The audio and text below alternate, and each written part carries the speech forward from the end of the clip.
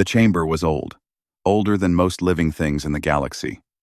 Its walls were carved from stone pulled out of a dead moon, and its ceiling stretched so high that clouds sometimes formed near the top. 12 seats curved around a central floor like the ribs of some enormous beast, and in each seat sat the representative of a species that had ruled the stars for thousands of years. This was the Galactic Hegemony Council, and they had gathered today to discuss a problem. The problem was humanity. Archon Vialthus stood at the head of the chamber, his crystalline bones catching the pale light and throwing small rainbows across the walls. He was Draelith tall, ancient, and so deeply certain of his own importance that the universe had never once given him a reason to question it. His voice hummed when he spoke, like a machine warming up, and every species in the room had learned long ago to listen when that hum began. 200 years, Vialthus said, and he let the words sit in the air like smoke. That is how long the humans have been among us. 200 years since they crawled out of their small yellow sun and touched the void for the first time. And in that time, that tiny, insignificant blink of time, they have spread to 93 systems. He paused. The number did its work. Murmurs passed between the seats. They have not conquered, Vialthus continued, his tone careful and sharp. Let me be clear about that. They have not taken a single world by force. They have done something far more dangerous. They have made themselves necessary. He touched a control on his podium, and the air above the central floor, filled with light, star maps appeared, showing trade routes and supply lines, and communication networks. And running through all of it, like veins in a body, were human systems. Human ships, human stations, human engineers keeping alien machines running, human doctors working in alien hospitals, human merchants feeding alien cities. They are everywhere, Vialthus said quietly. And we did not notice, until it was too late, to simply ask them to leave. War Marshal Toran leaned forward in his seat. He was Graxy broad, heavy, built like something designed to break through walls. His people were warriors, and had been warriors since before most council species had discovered fire. He looked at the star map, the way a predator looks at an open field. Then we do not ask, Toran said. His voice was like gravel rolling downhill. We tell. Several councillors murmured agreement. The Draelith delegate nodded. The Suran ambassador clicked her beak twice, which meant the same thing. Only one seat remained silent. Councillor Jet Mora sat still, their body flickering with the soft bioluminescent light of the Velkari hive mind. They were not one being but many thousands of tiny organisms linked together into a single thinking shape. They processed information differently than the others. They saw patterns, and the pattern they saw right now made them deeply uncomfortable. May I ask, Jet Mora said, their voice like wind through grass, what the humans have actually done wrong? The chamber went quiet.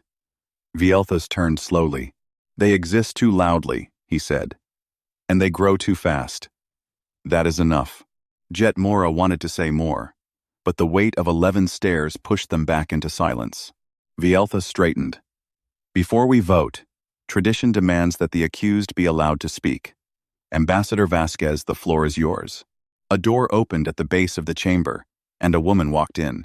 Lena Vasquez was not tall. She was not loud. She wore a simple dark suit, and her hair was pulled back tight. She carried no weapon, no display of technology, no grand symbols of her civilization. She walked to the center of the enormous chamber and stood there, a single human being surrounded by the oldest powers in the galaxy, and she did not look small. She looked ready. Thank you, Archon, she said. Her voice was steady and clear, with the kind of calm that comes not from peace but from preparation. I will be brief. She looked around the room, meeting each set of alien eyes, or what passed for eyes one by one. Humanity has been part of this galactic community for 200 years. In that time, we have started 0 wars. We have violated 0 treaties. We have occupied 0 worlds that were not empty when we arrived. We have fed your hungry, healed your sick, and kept your stations running when your own engineers could not. We have asked for nothing in return except the right to exist and to grow. She paused. You are about to vote to take that right away. I cannot stop you. I will not beg you. But I will tell you something, and I want every being in this chamber to hear it clearly. She took a breath. We have never started a war. I would encourage this council to maintain that record. Silence. Then Toran laughed. It was a deep, rumbling sound, and it broke the tension like a rock thrown through glass. Others joined in. The Suran clicked rapidly. Even Vielthus allowed himself a thin, cold smile. A human, threatening times them. A species younger than most buildings in this chamber, warning civilizations that had mapped the galaxy before Earth's first creature crawled out of the ocean. It was, they all agreed, very funny. Vasquez did not react to the laughter. She waited until it faded, and then she said, "One more thing. Then you should know the contingency is already active." No one understood what that meant. A few counselors exchanged glances. Toran waved a massive hand dismissively. Vielthus called the vote. 11 voices said yes. 1 Jet Mora said no. The declaration of conflict was issued against the United Terran Systems. It was official. The greatest powers in the galaxy had declared war on humanity. Vasquez nodded once, as if confirming something she had already known. She turned and walked toward the door. Her footsteps echoed in the enormous chamber, steady and unhurried. She did not look back. When the door closed behind her, a young Draelith aide approached Vielthus. The aide's crystalline bones were still clear, not yet clouded with age, and there was something in his expression that might have been worry. "Archon," the aide said quietly. "Should we be concerned about what she said? The contingency?" Vielthus looked down at him the way a mountain looks down at rain. "They are children," he said, "playing among gods. Their contingency is probably a sternly worded letter." The aide nodded and said nothing more. Far below, in the docking bay of the station, Lena Vasquez stepped onto her shuttle. She sat down, buckled her harness, and opened a secure channel to a location that did not officially exist. "This is Vasquez," she said. "The vote is done, 11-1. There was a pause. Then a voice replied calm, unsurprised, and absolutely certain. "Understood. Prometheus is live." Vasquez closed the channel and leaned back in her seat. She looked out the viewport at the massive station, the throne of ages, seat of galactic power for 4,000 years. She almost felt sorry for them. Almost. 72 hours passed after the vote, and the galaxy held its breath. War Marshal Toran stood on the command bridge of his flagship, the Time's Unbroken Claw, and watched the largest fleet assembled in 600 years take shape around him. 4,000 warships from 9 species filled the space ahead, their hulls gleaming under distant starlight like a river of iron and fire. Graxi dreadnoughts, Draelith cruisers with their crystal-laced armor, Suron interceptors that moved like flocks of angry birds. It was the kind of force that made planets surrender before a single shot was fired. Toran had spent his entire life training for a moment like this. He had fought border skirmishes, crushed pirate fleets, and led the pacification of 2 rebellious colony worlds. He was not afraid of war. He loved it the way some beings loved music. It was the thing that made him feel most alive. His plan was simple and overwhelming. A rapid strike through human border space, a direct push to their home system, and the capture of Earth within 3 weeks. The humans had a small defense fleet. Everyone knew this. Their military spending was a joke compared to the Council species. They spent their money on hospitals and trade ships and communication networks. Fools, Toran thought. Generous, soft, sentimental fools. "Status report," he said. His second officer, a younger Graxi with fresh scars on her face, looked up from her console. "All battle groups are in position, War Marshal. We are ready to enter human space on your command." Toran nodded and gave the order. The armada moved, and nothing happened. Not from the human side, anyway. No fleet rose to meet them. No emergency transmissions flooded the channels. No diplomats called begging for peace. No civilians screamed for help. The border systems that humanity had settled, systems that should have been full of activity, full of life, full of panic, were quiet. Not just quiet, empty. Toran's fleet entered the first system, a modest colony called Brightwater, and found it completely abandoned. The orbital station was dark. The surface settlements were powered down. The ships were gone. Even the satellites had been moved. It was as if someone had picked up an entire civilization and carried it away in the night. The only thing left was a signal. It played on every frequency, in every language the Council used, on a repeating loop. You were warned. Toron stared at the message on his screen for a long time. Then he ordered his fleet to push forward. The second system was the same. Empty, dark, silent. The third system, too. By the fourth, his officers had stopped making jokes about human cowardice and started checking their sensors with nervous hands. They are running, Toron said aloud, as much to convince himself as anyone else. This is what retreat looks like. His second officer said nothing. She had studied humans at the military academy. She knew that humans did not run from fights. They ran toward them, but only after choosing the ground where the fight would happen. She kept that thought to herself. Far away, on the dark side of Earth's moon, a man sat in a room that existed on no official map. Admiral Ron Achebe was 63 years old, and he had spent 40 of those years preparing for the day that had just arrived. He had gray hair, steady hands, and the kind of patience that could outlast stone. The room around him was alive with light. Screens covered every wall, showing fleet positions, supply lines, communication networks, and 1,000 other pieces of data that painted a picture of the entire galaxy in real time. Achebe could see Toron's fleet moving through the empty border systems. He could see the Council's reserve forces gathering near their homeworlds. He could see the supply convoys, the troop transports, the communication relays. He could see everything, because humanity had made sure of it. "Lighthouse is fully operational," said a voice behind him. Dr. Ines Kowalski stepped forward, a tablet in her hand and dark circles under her eyes. She was the architect of Project Lighthouse, a network of communication relays hidden inside the commercial satellites that humanity had sold to alien worlds over the past century. Every species in the galaxy used human-built satellites because they were cheap, reliable, and well-designed. What no one knew was that each satellite contained a secondary system, dormant until activated, that could intercept and decode every transmission within range. Humanity had sold the galaxy its own surveillance network, and the galaxy had thanked them for the reasonable prices. "Every Council fleet is visible," Kowalski said, scrolling through data on her tablet.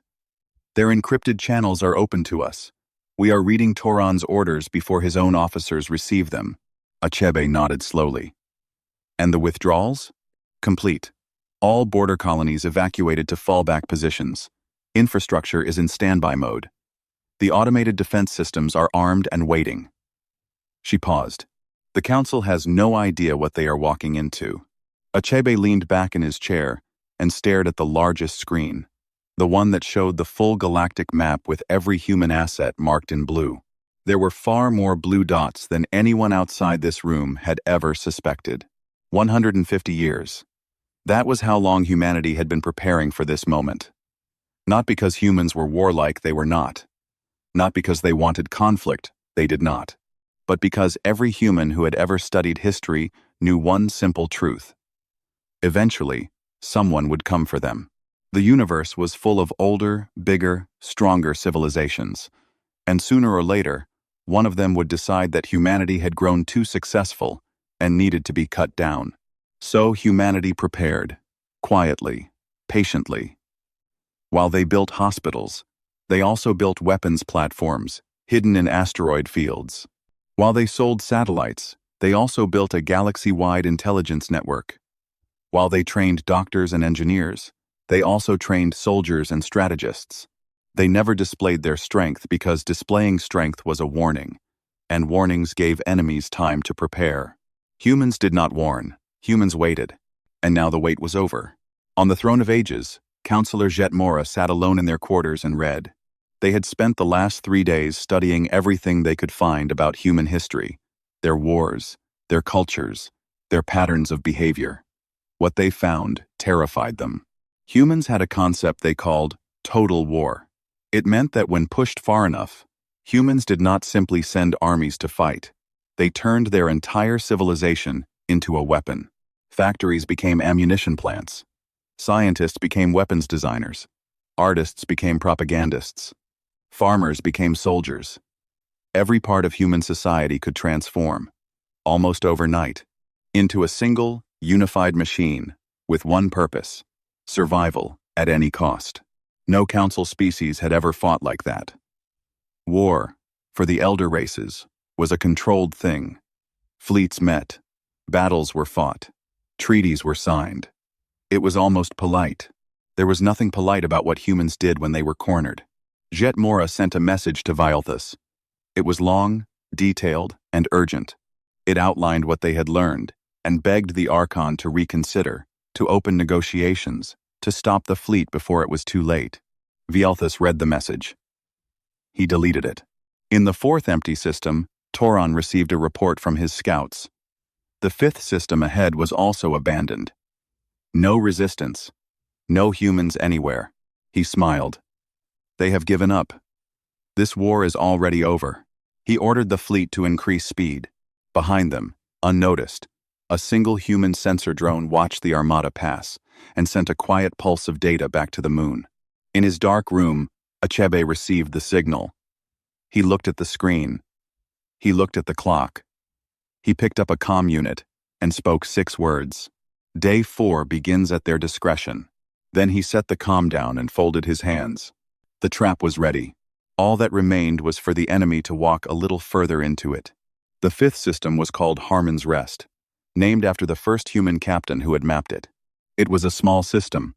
1 yellow star, 3 rocky planets, a belt of asteroids thick enough to hide a small moon. Nothing special. Nothing worth remembering. It would become the most remembered place in galactic history. Toron's armada entered the system at full speed. 4,000 warships stretched across space in a wide formation designed to sweep and conquer. Sensors showed the same thing they had shown for days: nothing. Empty space. Dead stations. Silence. Toron stood on his bridge and allowed himself a moment of satisfaction. 5 systems taken without a single shot fired. The humans were broken. The war would be over before the Council's supply ships even needed to refuel. Scan the asteroid belt, he ordered casually. Then prepare to move to the next system. His sensor officer ran the scan. The results came back normal. Rocks, dust, trace metals. Nothing alive. The scan was wrong. The asteroids woke up. There was no other way to describe it. One moment they were dead rocks floating in the void. And the next moment, hatches opened across hundreds of them. Hatches that had been hidden for years, sealed and painted to match the stone around them. And from inside those hatches came weapons. Railguns, missile batteries, energy projectors, autonomous drones by the thousands, pouring out of hollowed rocks like wasps from a nest. The first wave of fire hit Toron's vanguard before anyone could give an order. 36 ships were destroyed in the first 90 seconds. Not damaged, destroyed. Torn apart by weapons that had been aimed and calibrated long before the fleet had arrived. Toron roared a command, and his fleet began to return fire, but there was nothing to shoot at. The weapons platforms were small, scattered, and hidden among millions of asteroids. Hitting them was like trying to swat individual flies in a storm. And while his gunners searched for targets, the drones arrived fast, silent, and seemingly endless, crashing into ships like burning rain. Fall back, Toran ordered. All ships, reverse course to the jump point. The fleet turned. It was a difficult thing to do with 4,000 ships under fire, and the turn was messy, with vessels colliding and formations breaking apart. But Toron was experienced, and his officers were disciplined, and slowly the armada began to pull away from the killing field. They reached the jump point. They activated their faster-than-light drives. Nothing happened. The drives spun up, reached the threshold, and collapsed. Every ship, all at once, as if the laws of physics had suddenly changed in this small patch of space. Because, in a way, they had. Gravity well generators. Humanity had buried them in the outer edges of the system, deep beneath the surfaces of dead moons where no scanner would think to look. When activated, they created pockets of distorted space that made faster-than-light travel impossible. The fleet was trapped. They could not jump out. They could only move at normal speed, which meant days of travel to reach the edge of the effect days spent under constant attack from weapons that never ran out of ammunition and never needed to sleep. Toron lost 800 ships in the first 6 hours. Not in a battle. There was no battle. A battle required two sides fighting each other. This was something else. This was a slaughterhouse designed by patient hands and activated with perfect timing. He sent a desperate message to the council. Send reinforcements. Send anything. We are dying here. The council received his message. They prepared to respond. And then, their own problems began. It started small. On the Dralith homeworld, the planetary communication network experienced a minor technical failure. The network was human-designed, purchased 30 years ago, because human systems were the best and cheapest in the galaxy. The failure cascaded within hours, knocking out emergency services, transportation grids, and financial systems. On the Suron trade hub of Kethval, the atmospheric processors in 3 major cities stopped working. They were human-built. A maintenance request was sent to the human engineering firm that serviced them. The firm responded politely that, due to the current state of conflict, all service contracts with Council species were suspended. On 17 worlds across Council space, the same thing happened in different ways. Human logistics companies stopped delivering supplies. Human software entered maintenance mode and locked out alien operators. Human-run hospitals transferred their patients to local facilities and closed their doors. Human engineers packed their tools and left. None of it was sabotage. No systems were damaged or destroyed. Nothing was broken. The humans simply stopped working. They stopped helping. They picked up their things and went home. And the galaxy began to fall apart. It turned out that 2 centuries of quiet, generous, tireless work had made humanity the invisible foundation of galactic civilization. They were the engineers who kept the stations running, the programmers who maintained the networks, the doctors who treated the sick, the merchants who moved the food. Remove them, and the whole structure wobbled. Remove them all at once, and it began to collapse. Councillor Jet Mora stood before the emergency session of the council and tried to explain what was happening. Their bioluminescent body pulsed with agitation as they spoke. "We are not losing a war," Jet Mora said. "We are experiencing a withdrawal. The humans did not build weapons into our worlds. They built times themselves. Times into our worlds.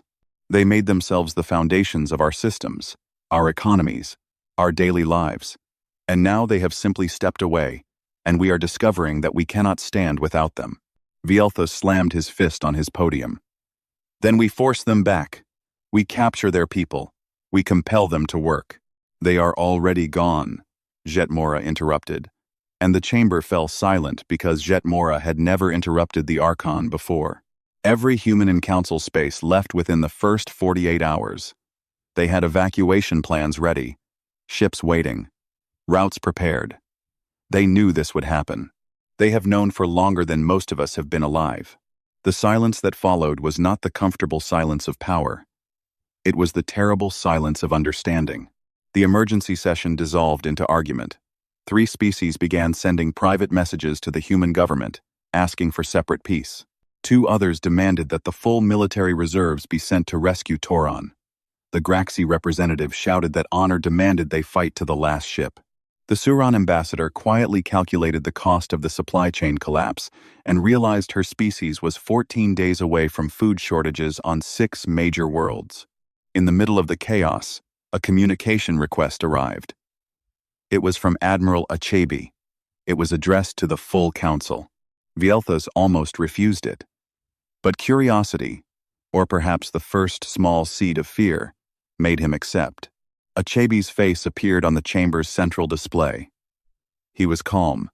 His uniform was neat. His hands were folded on a simple desk. Behind him, there was only a plain gray wall. He looked like a man delivering a routine report. "Members of the council," he said. "I am Admiral Roan Achebe of the Terran Defense Collective. I am contacting you to provide a status update." He glanced down at a tablet and began reading.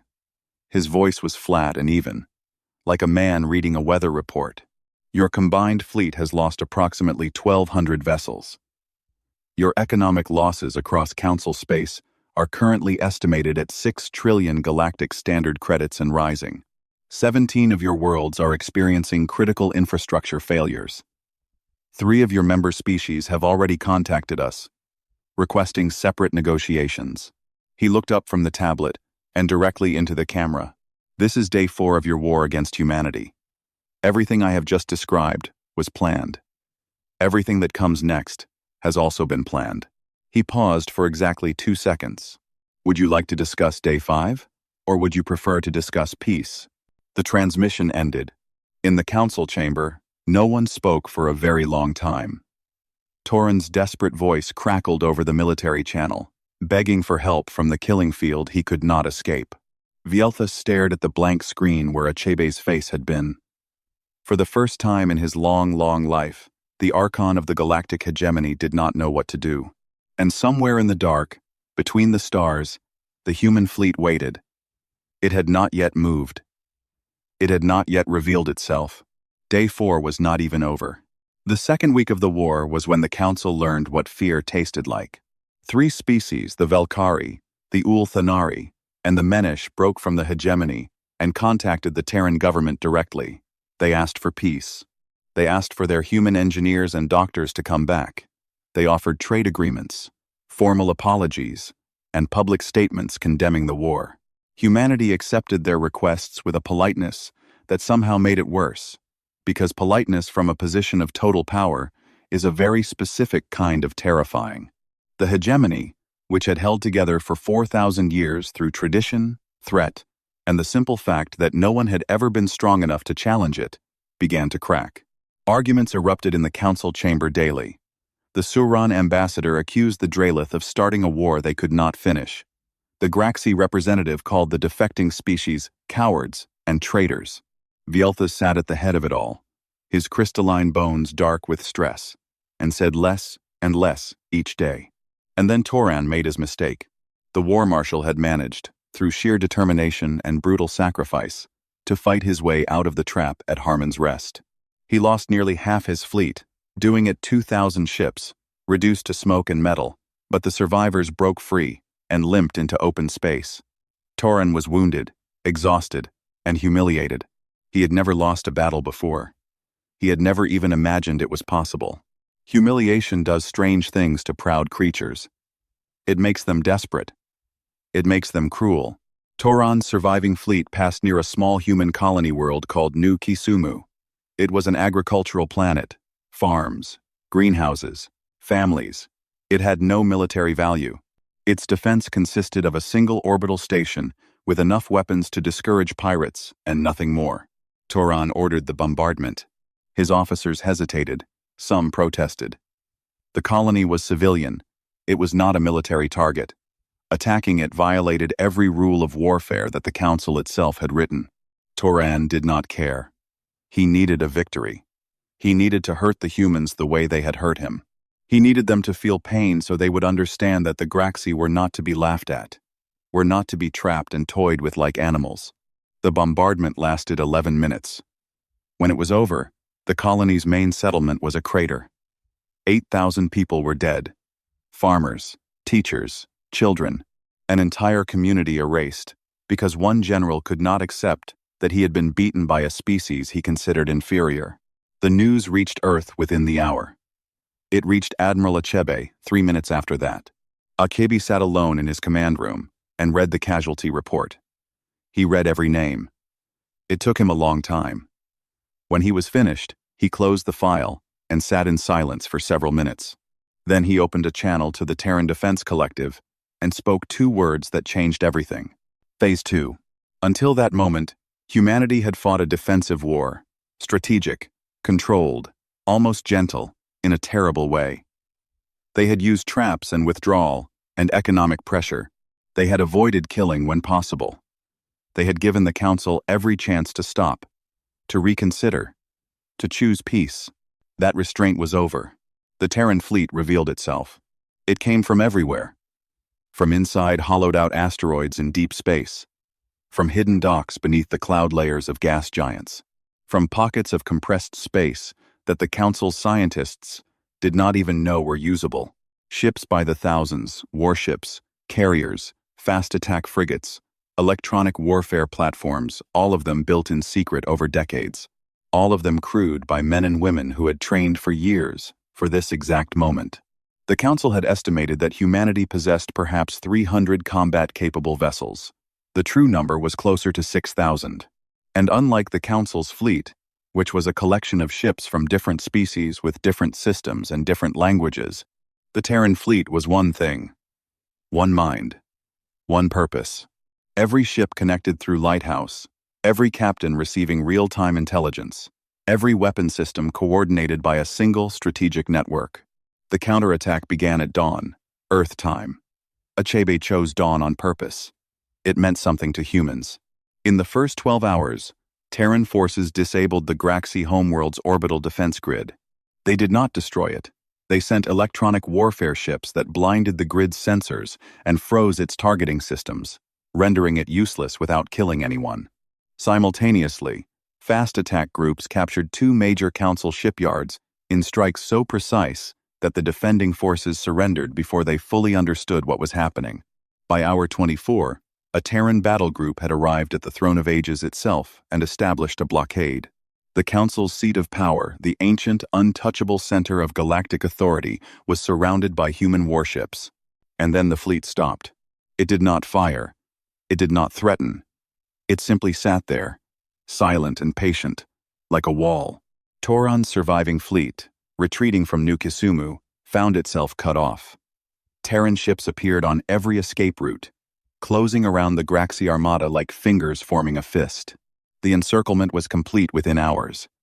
Toran's ships were outnumbered, outgunned, and out of options. Achebe sent a message directly to Toran. It was not an ultimatum. It was not a demand. It was an offer. War Marshal Toran, you and your crews have fought with courage. You are now surrounded, and further resistance will result in the unnecessary loss of life, yours and ours.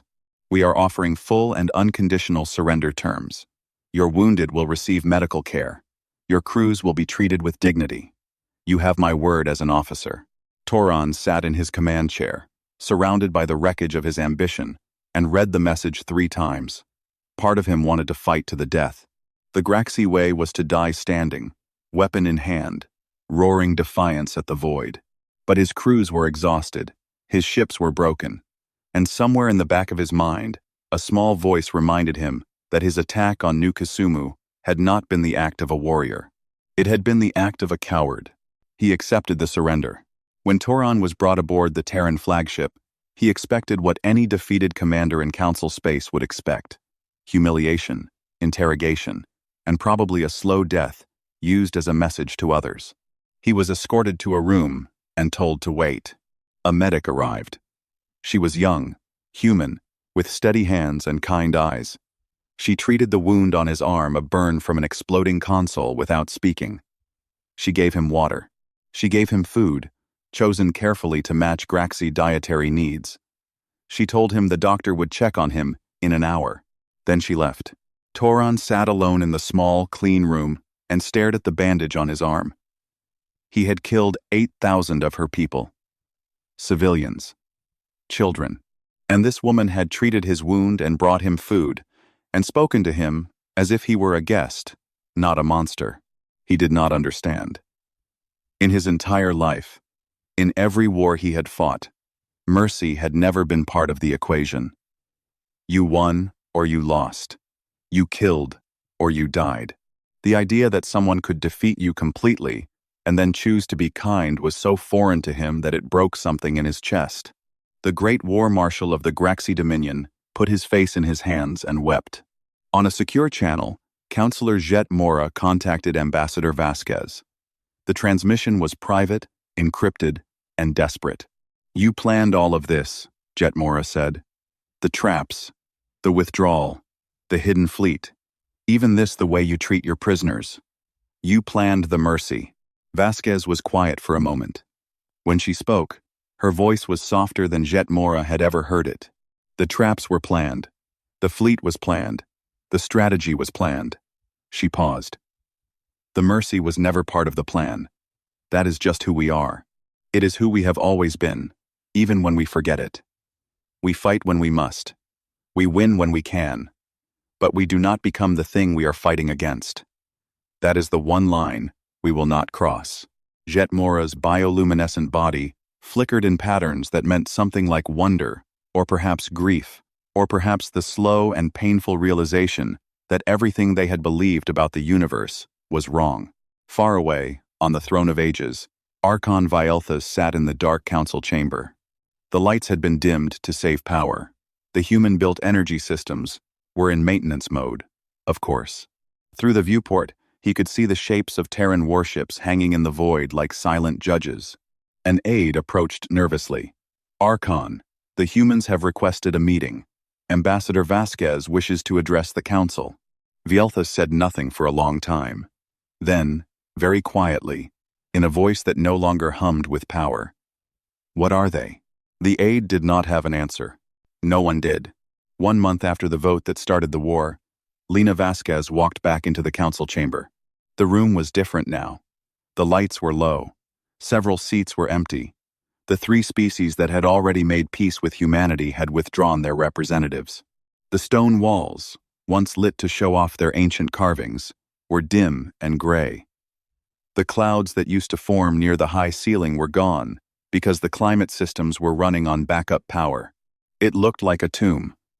And in many ways, it was. Vasquez walked to the center of the floor, the same spot where she had stood a month ago, when 11 voices had laughed at her warning. She was wearing the same dark suit. Her hair was pulled back the same way. She looked exactly as she had before, calm and steady, as if the month between then and now had been a minor inconvenience, rather than the most devastating conflict in galactic history. She carried a single tablet. The remaining counselors watched her approach with expressions that ranged from fear to exhaustion to barely hidden rage. Vielthus sat at the head of the chamber, his crystalline bones dark and clouded. He had aged visibly in 30 days. The hum in his voice was gone. He looked like what he was, an old man, watching everything he had built come undone. Toran's seat was empty. The war marshal was still aboard a human ship, receiving medical care that was better than anything available on his own homeworld. He had not spoken publicly since his surrender. Those who had seen him said he was quiet and thoughtful in a way that the old Toran had never been. Vasquez reached the center and stopped. She looked around the room, meeting the eyes of every counselor present, and then she spoke. 1 month ago, this council voted to go to war with humanity. You believed we were weak. You believed we were young and soft and unprepared. You believed that our kindness was a flaw, our generosity was foolishness, and our patience was fear. She paused. You were wrong about all of it. No one interrupted her this time. No one laughed. I am not here to punish you, she continued. I am not here to demand surrender, because most of you have already surrendered. I am not here to humiliate you, because the last month has done that without my help. I am here to offer you something that I suspect none of you expected. She held up the tablet. A future. She tapped the screen, and the air above the central floor filled with light, not the star maps and fleet positions of a month ago, but something else entirely. Documents, agreements, plans, a framework for something new. These are the terms of the Terran proposal, Vasquez said. I will summarize them. She spoke clearly and slowly, making sure every word was understood. First, the Galactic Hegemony Council is dissolved, permanently. It will not be reformed, restructured, or renamed. It is over. Vielthus flinched, but said nothing. Second, in its place, a new body will be created, the General Assembly of Spacefaring Species. Every species with faster-than-light capability will have one equal vote, not weighted by age, territory, military strength, or economic power. One species, one vote. This includes the 312 minor species that the hegemony has governed without representation for centuries. Murmurs passed through the chamber. 312 species that had been voiceless for thousands of years, suddenly given the same standing as the elder races. It was a revolution, disguised as a policy document. Third, a tribunal will be convened to address the bombardment of New Kisumu. Those responsible for ordering the attack on a civilian population will face justice. This is not negotiable. She let that point settle before continuing. Fourth, Humanity will provide full economic reconstruction assistance to every species affected by this conflict. Every species, including those that attacked us. We will send engineers to repair the systems we withdrew from. We will send food to worlds facing shortages. We will send doctors to hospitals that need them. We will do this freely, without conditions, because it is the right thing to do. The Suran ambassador leaned forward. And what do you want in return? Territory? Control of trade routes? A permanent seat of authority? Vasquez looked at her. Nothing. The word hung in the air. Nothing? The ambassador repeated. We do not want your territory. We have enough worlds. We do not want control of your trade. We want to trade fairly with everyone. We do not want special authority in the new assembly. We will have one vote, the same as every other species. We want nothing except what we have always wanted, the right to exist, to grow, and to build. She lowered the tablet. You declared war on us because we made ourselves essential. Archon Vialthus said that was dangerous, and he was right. Any species that makes itself the foundation of galactic civilization holds a kind of power that is hard to check. We understand that fear. She looked directly at Vialthus. But you were afraid for the wrong reason. You thought we wanted to rule. You thought our goal was to make you dependent so we could control you. That was never the plan. The plan, if you can call it that, was simply to be useful. To build things that worked. To help where help was needed. That is not a strategy for domination. It is just how humans are. She paused, and when she spoke again, her voice was quieter. We do not want to rule you. We want to outgrow the idea that anyone should rule anyone. That is what the assembly represents. Not human power, shared power. Not our vision of the future, everyone's vision, built together. For a long time, no one spoke. The chamber was silent, except for the low hum of backup generators and the distant, almost imaginary sound of human warships holding position outside. Then, one by one, the counselors began to respond. The Suran ambassador was first. She stood, clicked her beak twice the sound that meant agreement, and pressed her mark on the tablet when it was passed to her. The Ulthanari delegate followed. Then the Menish. Then species after species, some reluctantly, some with visible relief, as if a weight they had carried for centuries was finally being set down. Vialthus was last. He sat in his great chair and stared at the tablet that had been placed before him. His hands rested on the arms of the seat, the same seat that Draelith Archons had occupied for 4,000 years. The carvings on the stone told the history of his people, stretching back to an age when humans were still living in caves and painting on walls. If I refuse? He asked. His voice was thin. Vasquez answered gently. Then the assembly forms without you, and the Draelith remain welcome to join whenever they are ready. We will not force you. We will not punish you. But the galaxy is moving forward, Archon. You can move with it, or watch it go. Vialthus looked at the tablet for a very long time.